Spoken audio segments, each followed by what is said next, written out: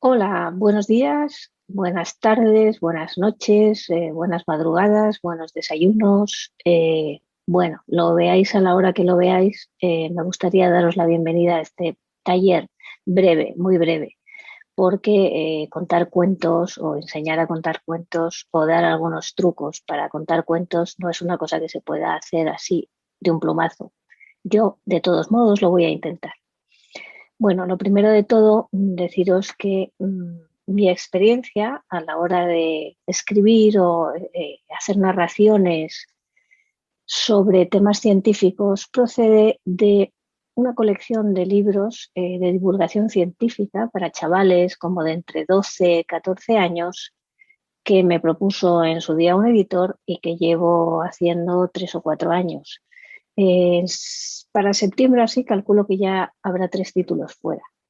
Entonces, para que os hagáis una idea, voy a hacer un arranque que es leyendo un trozo, un extracto de uno de los libros de la colección y os veáis, espero, sumergidos en un mundo, digamos, de relato o de ficción en torno a un tema científico. La señal chivata de la flexibiónica de Ada alerta de un itinerario fuera de lo habitual. Está claro que no ha ido a la biblioteca ni a estudiar con su amiga Clio. No está en la escuela ni de regreso a casa. Bip, bip, bip, bip. Cuando HB extiende su mano biónica, la palma se transforma en una pantalla con forma de estrella. En el centro, en lugar de las líneas de la mano humana, se ve un circulito amarillo marcando el itinerario de Ada en un plano virtual de Argos. Bip, bip, bip, bip. En el ala izquierda del dragón se ubican 3 de los grandes puertos de atraque de mercancías. Hay varios niveles. En el más bajo y más cercano al vientre de la Transideriana se extienden los complejos de almacenes, depósitos, megagrúas, talleres de reparación, nexos de distribución de mercancías.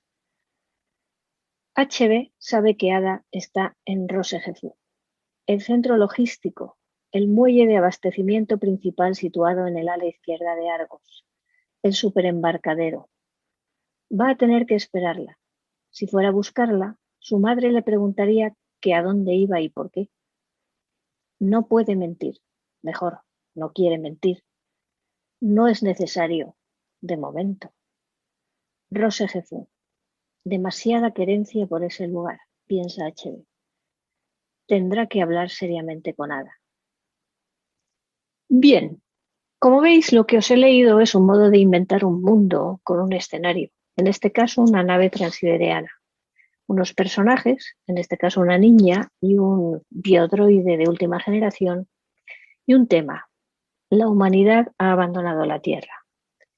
Pues bien, lo importante para vosotros, que ya tenéis el tema más claro, porque, bueno, calculo que os dedicaréis en vuestra mayor parte a la ciencia o quizás sois profesores de ciencias o os dedicáis de alguna manera a la enseñanza de la ciencia, creo que domináis el objeto de vuestra especialidad. Por lo tanto, lo importante es que vuestro cuento lo contéis de una manera que enganche. Necesitáis generar tensión narrativa.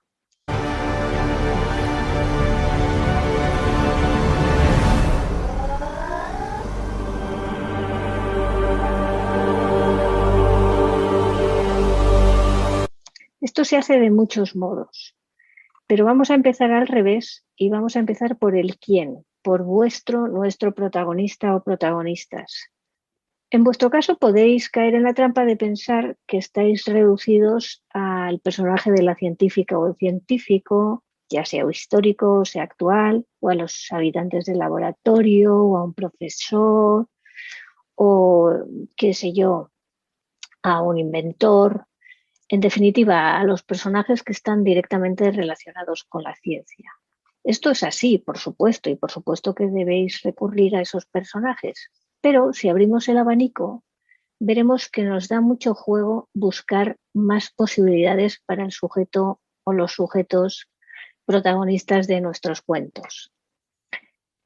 Así, si en el quién hablamos de personas, pues tenemos, por supuesto, como hemos mencionado ya, a los científicos, astronautas, inventores, exploradores, naturalistas, en fin, a toda la panoplia de la ciencia.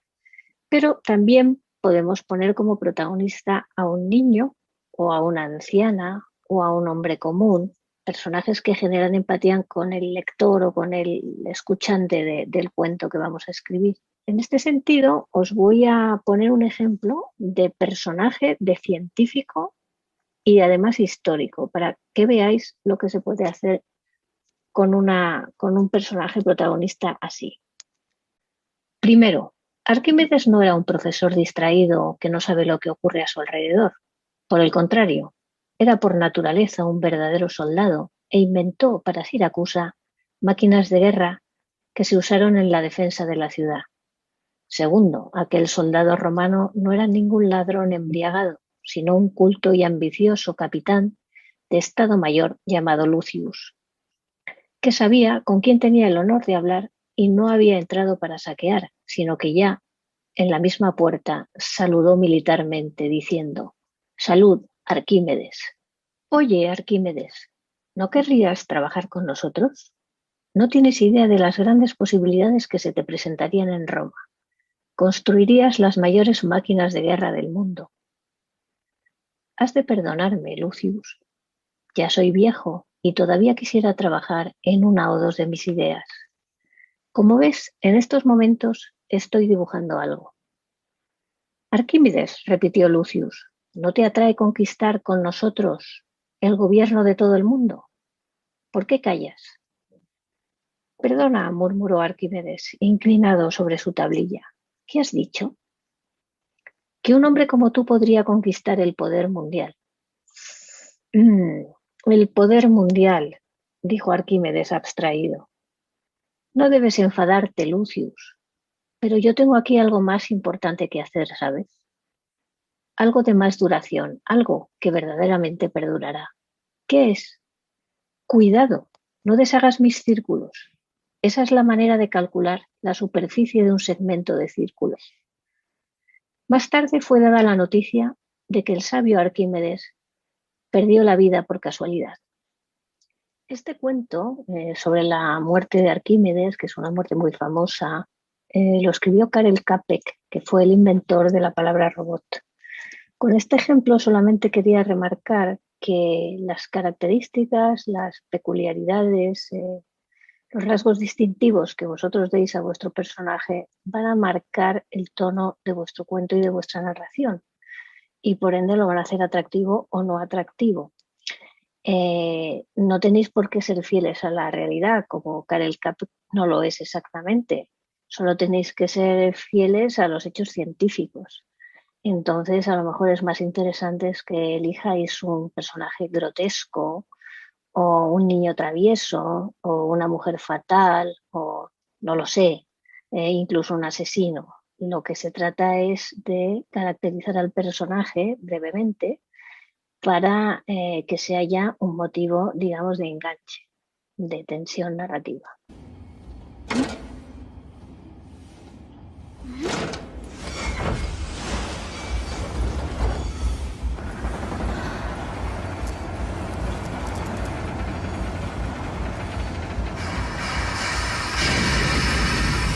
El quién, además de personas, pues también pueden ser animales, objetos, vegetales, incluso fantasmas, espíritus, presencias. Si hablamos de animales, pensad que los animales suelen ser muy simpáticos, suelen tener siempre un efecto de empatía sobre el lector. Cuando adoptamos el punto de vista de un animal, tenemos muchísimas posibilidades y recursos que no tenemos de otra manera. Imaginad, por ejemplo, el punto de vista de un ratón de laboratorio.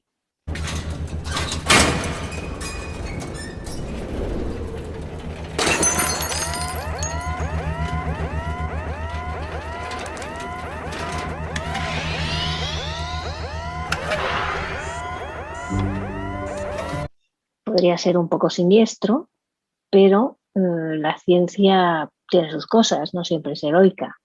O imaginad el punto de vista de una rana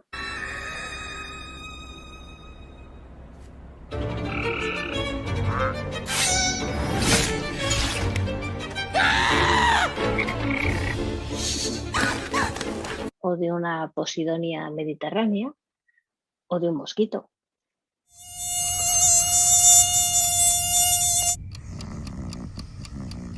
Si elegimos un objeto, nos pasa un poco lo mismo que con los animales. Lo que hacemos es antropomorfizar ese objeto, humanizarlo y adoptar su punto de vista. Según el tema que queramos tocar, nos convendrá una cosa u otra, pues yo qué sé, podemos elegir un fotón, un tomate, una máquina. Yo misma, en cierta ocasión, tuve que escribir un guión para un cortometraje que me encargó el Centro de Interpretación de la Naturaleza del Parque Nacional de Torla y elegí hacer una conversación entre dos piedras que se llamaban Tanta y Poca. Bueno, cuando se grabó, se animó ese corto, quedó estupendamente y contaba una historia. Con esto quiero deciros que los objetos también nos pueden ser de muchísima utilidad. Pensad, por ejemplo, en si podría ser un personaje un agujero negro.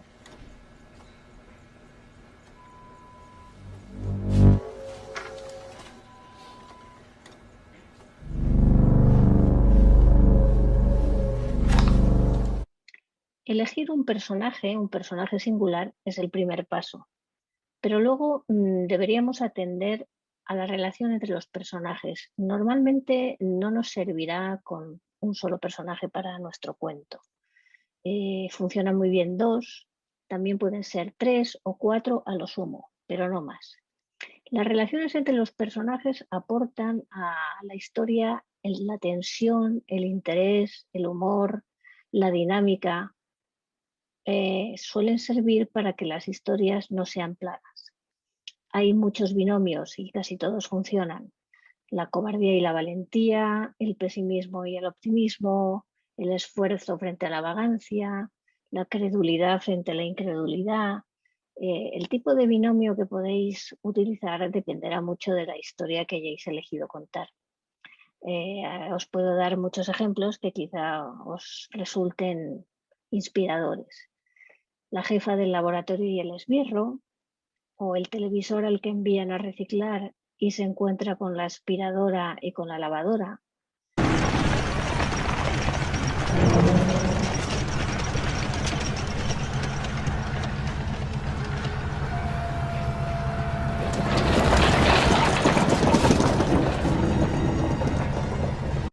Una familia que acaba de perder su casa en la playa porque ha subido el nivel del mar en el Mediterráneo y acaban por pelearse. Hay muchísimos ejemplos.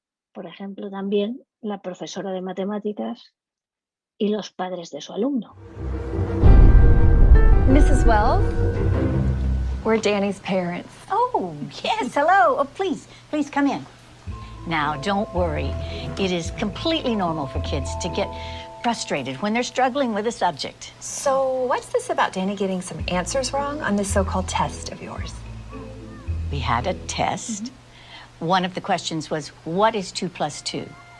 Danny answered 22.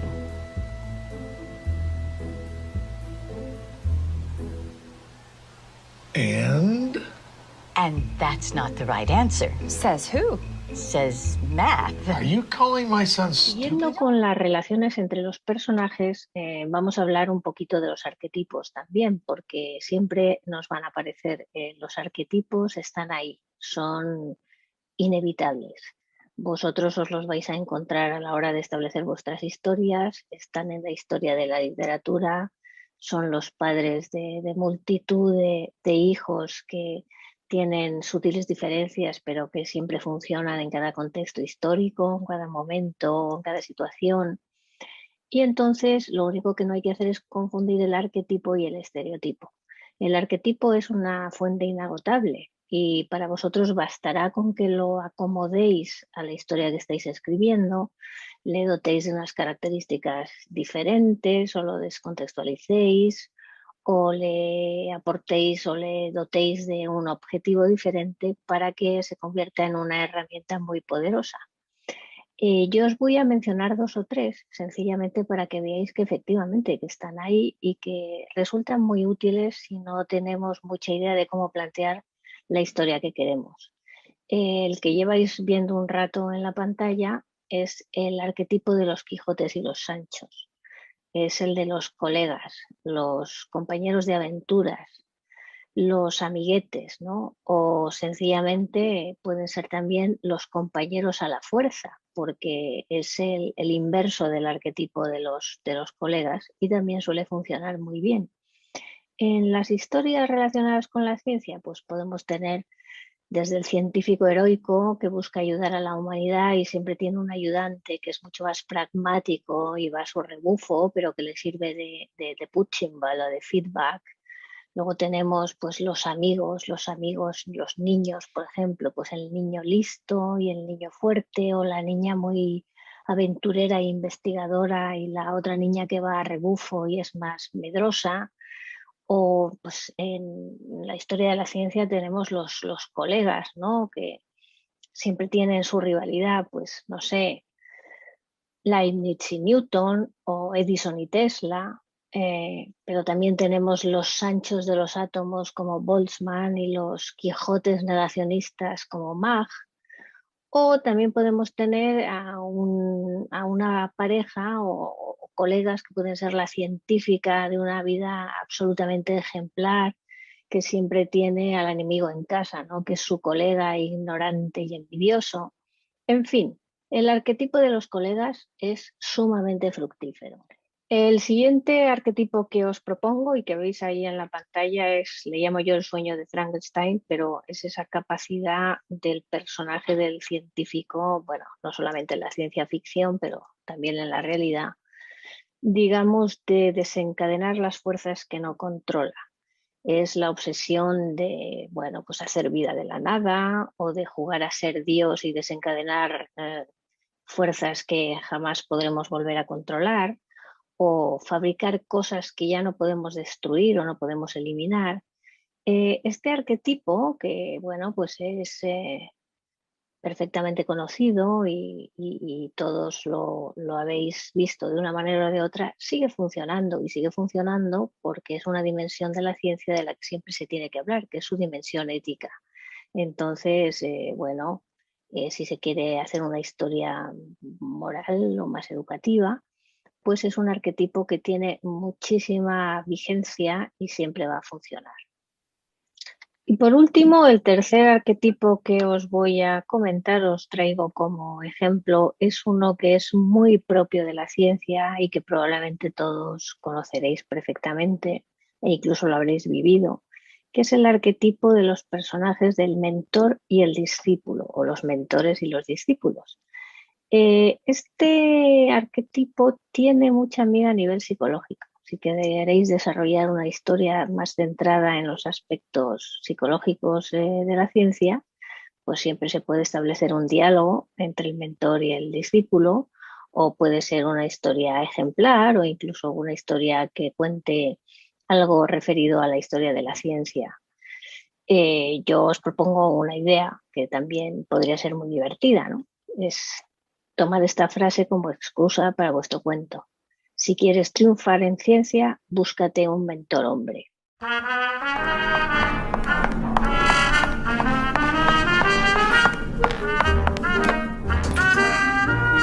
Hemos tocado el quién y ahora os voy a dar unas pinceladas y unas ideas sobre el dónde. El dónde, obviamente, es el escenario donde va a transcurrir vuestra historia. Y es un escenario que deberíais tener claro antes de comenzar a escribir. Con tener claro quiero decir no solo saber dónde es, sino haberlo visualizado, haber imaginado algunos detalles significativos, algunas pinceladas que a vuestro juicio sean importantes para darle el sabor, la atmósfera al lector o a la persona que va a escuchar vuestro cuento. Sin embargo, el dónde está íntimamente relacionado con la estructura. La estructura del cuento os va a marcar cómo vais a abordar el dónde, cuándo lo vais a abordar y qué elementos de ese dónde vais a decir o a desvelar al principio o más tarde. Por lo tanto, el dónde y el cómo están íntimamente relacionados. Imaginad, por ejemplo, estas tres aperturas. Rojo, hay rojo por todas partes. O el laboratorio estaba a oscuras. Los destellos de las pantallas digitales, de las centrifugadoras y la lucecita de la cafetera parpadeaban al ritmo de una respiración. O esta otra que pertenece a un cuento de Horacio Quiroga. La rata yacía inmóvil, patas arriba, entre las blancas manos de Donisov. Los tres hombres, con la respiración suspendida, estaban doblados sobre el animal tendido en la mesa. Y, exclamó Ortiz ansioso. Con estos tres ejemplos, estas tres entradas, os he querido hacer ver la importancia de marcar la entrada, la atmósfera. No necesariamente tenéis que describir el escenario todavía, pero lo que vosotros decidáis para un comienzo marcará el tono de la historia. Tenéis que tener en cuenta que debéis ser breves pero impactantes, sencillos. Y no es lo mismo que contéis una historia en un escenario interior ilimitado que una en la que salgáis a un exterior espectacular. No es lo mismo un monólogo interior que un narrador omnisciente que describe lo que ve con objetividad. Tampoco es lo mismo un cuento en forma de diálogo que un cuento filosófico. El escenario, por eso os venía comentando, depende de la estructura. Entonces, la estructura os va a marcar cuándo y cómo vais a describir el dónde. Hablando de la estructura, podéis ver la estructura del cuento clásica, que es el planteamiento, el nudo y el desenlace que todos conocéis perfectamente. Es una estructura que no por sencilla es menos efectiva. En absoluto os digo que no debéis utilizarla. Por supuesto que debéis utilizarla. Tenéis que tener en cuenta que la brevedad del cuento implica que os tenéis que centrar rápidamente en la acción y que no os podéis explayar en los detalles. Tenéis que simplificar la cuestión científica que vayáis a abordar y tenéis que considerar que cada frase es importante, tenéis que expurgar lo que sobre la paja y ser elegantes buscando palabras, digamos, que aporten algo. Para eso os recomiendo mucho que escribáis con el diccionario de sinónimos.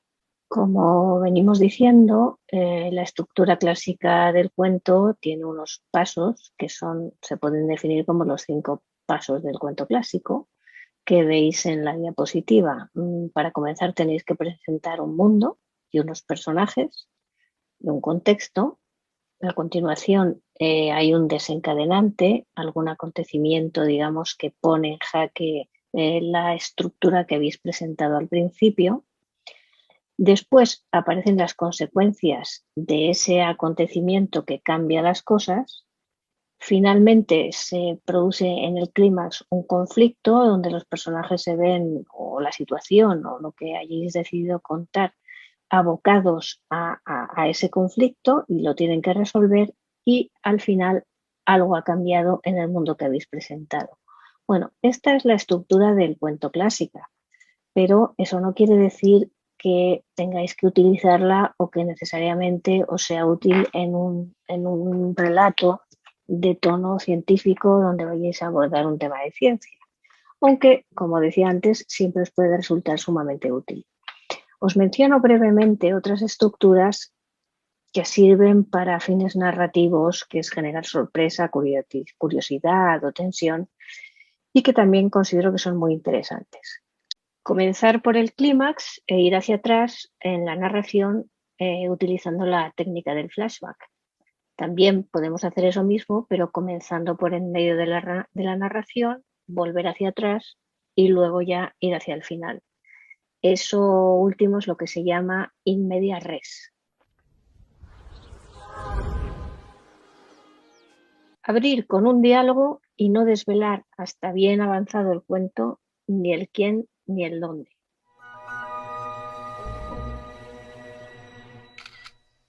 Si sois lo suficientemente ingeniosos, colocar en un cuento breve varios miniclimas, es decir, varios miniconflictos. Es algo difícil porque en un cuento breve no es tan sencillo plantear subtramas, pero es una técnica enormemente valiosa.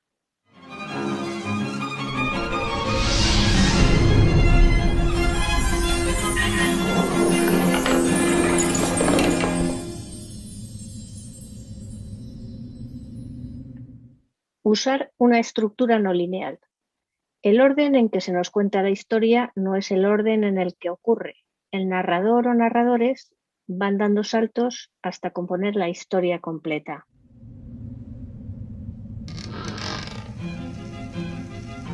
El final abierto, con un último giro inesperado, es una manera de mantener la tensión incluso cuando hemos acabado el cuento.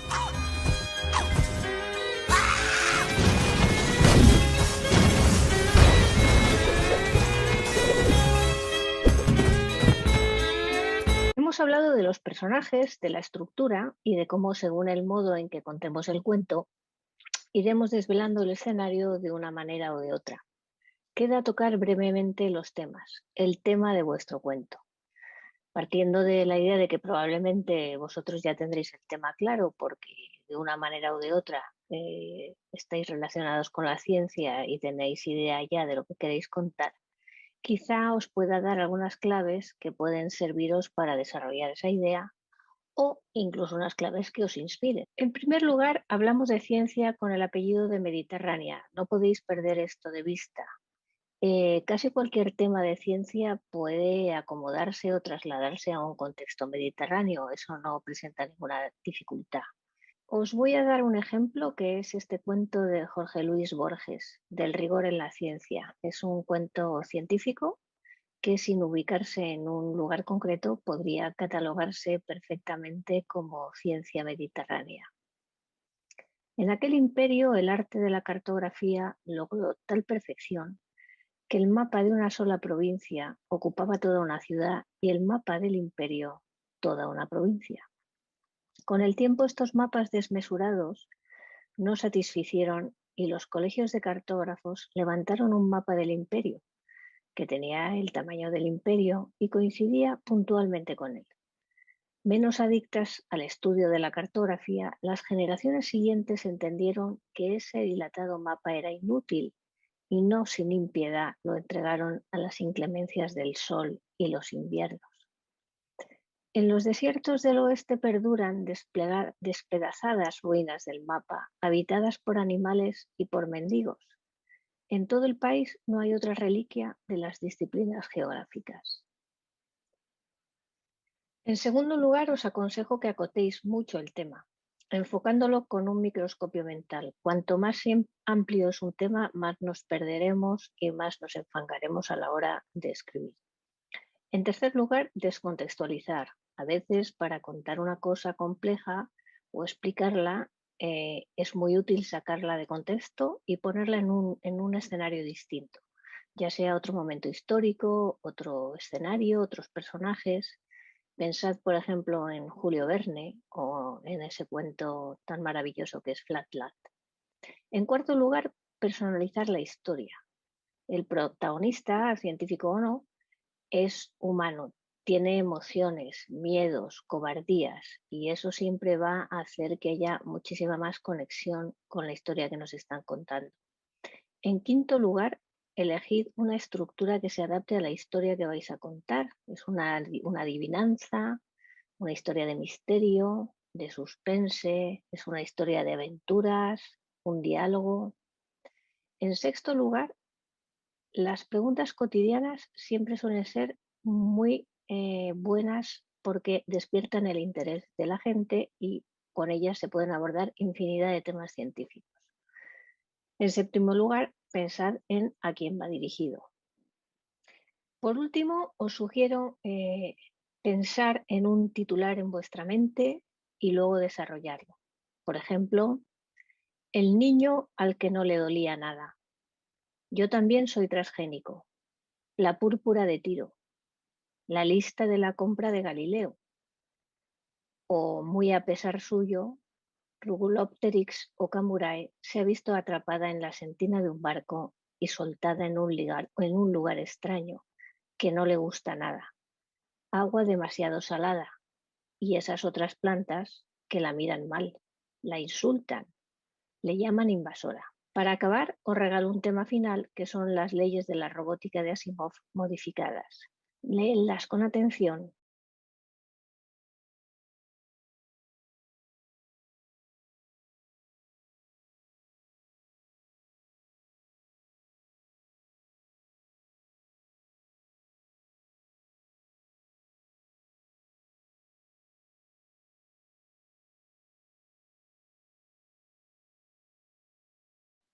Coged lápiz y papel y al toro. Muchísima suerte y que ganéis el concurso. Gracias.